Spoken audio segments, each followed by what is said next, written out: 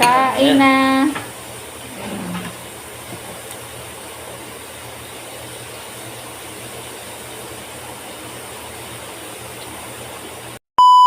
So, ngayon mga lodi, so magluto tayo ng manok.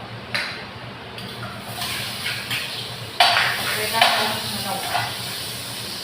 Ayan, ilagay ko na yung sibuyas, bawang. At isunod ko na rin ito isa kong manok.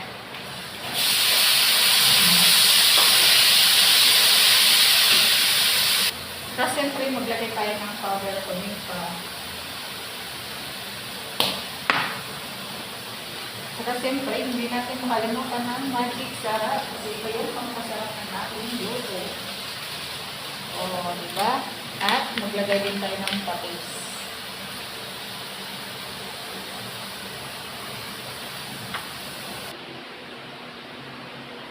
So, ayan ang mga lodi, luto ng ating ulam at tikman natin.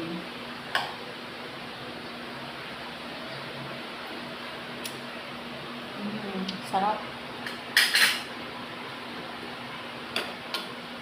Ayan o. Pwede na tayo kumain kasi luto ng ating ulam. Kain na.